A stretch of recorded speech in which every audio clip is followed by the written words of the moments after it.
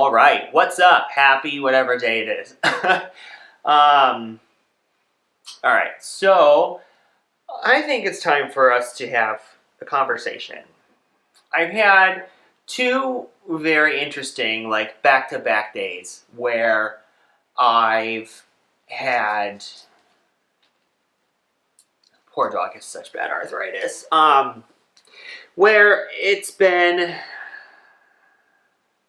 I don't know. So let's talk about it because I'm sure every new attending is going to go through this at some point, either one, and um, so I think instead of just showing the glamorous side of being an attending and being on your own and doing all this stuff, maybe we talk about the stuff that's not so hot. Because now that I figured out that like literally my new house is a Trisha Paytas like kitchen floor crying setup, I am all about trying to let's talk about the bad stuff. So, all right, first day.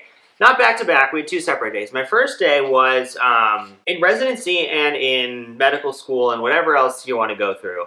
You're going to have those days where your patient's not going to do well. And it sucks and it's no fun and there's something you can do about it, but sometimes there's nothing you can do about it.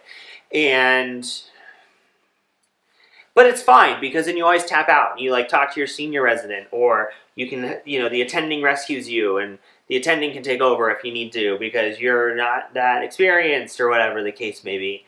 But when you're on your own, man, it is something else. I will rewind. So like week one of working, I had one patient who slipped into AFib with RVR, and easy enough, you run through what to do in your head, but then when they're not responding, it's different. It's difficult, but you like kind of at least know what to do.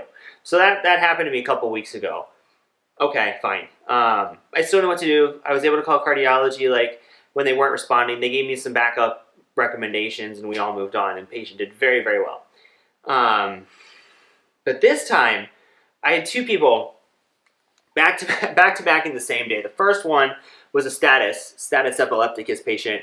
And usually by the point like I would have seen one of these in residency, it was because again, coming from family medicine, like I wasn't in the ER a lot.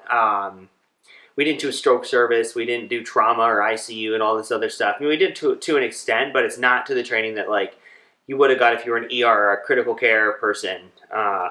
So I don't know. I got to sign out. The patient was fine, just a little postictal and sedated. But when they got to the floor, man, like she was still actively seizing, and so I was like, okay, she looked okay, but she was still like she had seizure activity, and for her it was what it was. But okay, I don't know. The patient was still active. It wasn't like a grand mal seizure or anything. And this patient had a very faint upper extremity twitch, and the patient's family said that this wasn't normal. And so, of course, then, because there's two of us in the hospital, the other attending comes in who works with me, who's only a year ahead of me. But whatever. But he knew what to do. He jumped right in. He jumped to action. He got some stuff done, and okay, that was fine. But and that was great. Appreciate the help. Loved it. Loved that I didn't have to do it on my own. But I should be able to, and I just sat there and I had no idea what to do. And I mean, you sit there and you're like, status isn't that difficult. Like people who are actively studying or whatever. And it isn't until you're faced with it and you're by yourself and there's nobody else that you can look to. I mean, there's always somebody you can look to. There's always like the intensivist, maybe not. Some people in their hospitals don't have intensivists. Okay. There's always an ICU. There's always, somebody's going to be more experienced, somebody's going to be more knowledgeable, whatever. But the first time it happens and you just stand there and you're like, I have no idea what to do. It is horrifying. And I mean, you see that stupid little meme running around that's like, when you look around for the attending, but then you realize it's you, so you look for the attending you're attending. And yeah, that's exactly what happened. And then, when you're the first one on the scene, because you're going to be the doctor taking care of the patient, the family introduces themselves to you, and then someone else comes in and takes over, and you just kind of stand there. I felt like an idiot. I honestly straight up felt like an idiot. I felt like, what the heck am I supposed to do? Other person had all these thoughts and recommendations. The other doc did, so thank God he was there. But you still leave it at the end of the day thinking like, I know this stuff. It's here. I mean, we all know you throw the benzo at them and then you see how they do. I don't know. But that happened. Then I got like hit with 2 admissions, and because I was admitting that day, and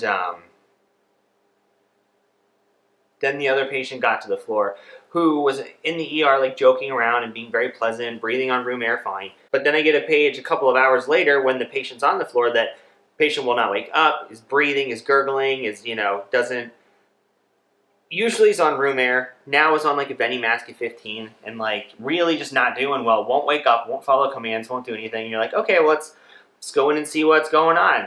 And then again, like that's what happened. I walked in, like I had nothing. And like you see the guy,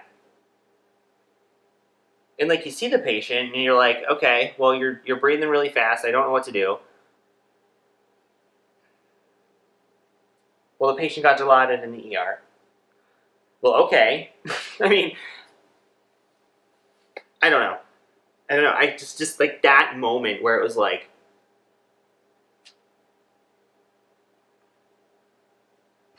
back to back, mind you.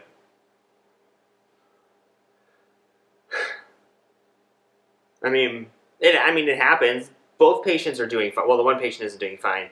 The one patient went to the ICU on a ventilator for the seizure activity. Okay, fine. It happens. We all know the algorithm. I guess, but like until you're faced with it and that algorithm is not there, shit, man.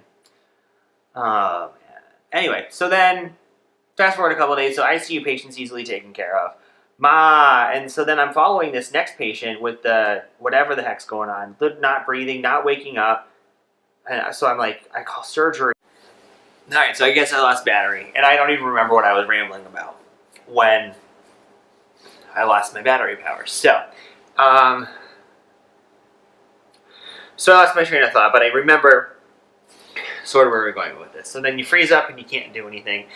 You don't know what to do. That initial walking into there and not knowing what you're doing is terrifying. And it makes you feel like the dumbest person in the world. And here's the thing that was like weird about the whole situation too, is that, I mean, you have an intensivist for a reason. They respond to the critical stuff. They're the ones that are doing the really, really sick patients. And I don't know if it's like a process issue or what it is, but, I called up to the ICU and the intensivist wasn't anywhere to be found. So I called the answering service. And of course, the option for the physician line is like number 8. So I'm sitting there waiting for something, that takes 5 minutes to get to number 8, going through the press 1 if menu. Then you're telling then you're telling the answering service, like, patient's name, date of birth, medical record number, room number, I'm like, I need to talk to somebody now because this patient is not doing well. And I mean, I don't understand how that is how that works. But even then, when I looked to tap out to somebody who is more adept, not just somebody who's been doing medicine longer, but somebody who deals with sick people way better than I do, and they're nowhere to be found, and you are just left to I don't know, man. See, this is why I didn't do emergency medicine, because I get scared in emergency situations. I love them when they're over. I love codes. I think they're fun, but having to make those decisions is weird. It's a weird situation. So like as soon as that was over and he was like at least stable for right now, and then somehow the intensivist swooped in and wrote a consult note. I'm on the phone like texting my best friend who's a former ER resident, now toxicology fellow, about like the situation, what's going on, how do I deal with this, blah blah blah. And she's always telling me to get in the mindset like if a patient codes or a patient is not doing well, particularly when you're coding somebody, there is nothing you can do that isn't trying to help the patient. Their heart has already stopped. They're already in a life-threatening state. Anything you're going to do is only going to help them. So, my dog is so stupid. Do you want to see this? This is how she lays. She is just being normal. Oh my god. I don't get it. I don't get it. Okay, and now I don't even know if this is repositioned in the right place. So, We're going to continue. We're not going to continue. So that's what happened to me. We're going to stop this one here. So I guess, I don't know. I don't have a moral of the story. The moral of the story is, it is a crappy feeling when you are the attending and something is happening and it's the first time that you have nobody else to go to. And like, you have to handle it. And just, when you can like kind of handle it, it's okay. Fine. That happened a couple weeks ago. But when you just sit there and like, I have no idea what to do from here, it makes you feel this big. And to top it all off, then the family comes in like half an hour later and they want an update. What's going on? I'm like, I have no idea.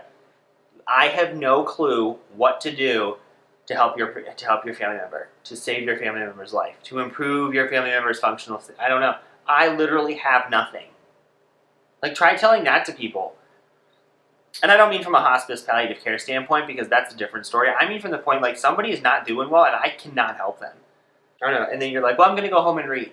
And then you read the algorithm again, or you read the recommended, treatment for some of this stuff, and you're like, well, that makes sense. Obviously, it makes sense. But in the moment, it makes no sense. And in the moment, may not fit your little textbook criteria. And in the moment, you may be stuck between which one is going to hurt them less. Oh my God, that's the worst spot to be in. Which was kind of this one person's problem. Let's just end that one there. That one's in itself like an interesting viewpoint. I think, I don't know, man. It happened to me. It made me feel like garbage, and I feel like someone might be able to learn something from it. So, what do you do moving forward? I don't. All right, so it happened again, and so that is also further evidence that I'm just not going to do the two-parter tonight. As far as advice moving forward, try something. That's always been, side note, like, that's always been my philosophy, is like, try something, because if something's going to go wrong, you want it going wrong while they're in the hospital under close monitoring. Alright, well, I better get some rest, because I've got a powerhouse of a day tomorrow, so. Alright, I don't have any advice. I don't know. That was my day. That was not my day. That was what was bothering me about this whole thing. And there we are. Okay, so for part two, for the next part of this, we'll talk about the other thing that happened to me where, basically, like, I just feel like I didn't do anything for anybody, like, all day. Where a lot of the people, or the continuation, or there wasn't much that I could bring to the table. Like, the patient is either so sick or has stuff you've never seen before going on, so that the care of them is, like, so highly in the hands of the specialist that you're like, hi, not really doing much, potassium's fine. We'll wait for everybody else's input.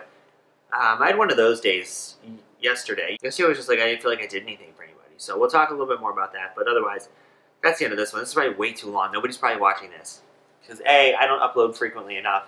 I'm not exciting. I don't have an exciting life. So, good night. See you guys next time.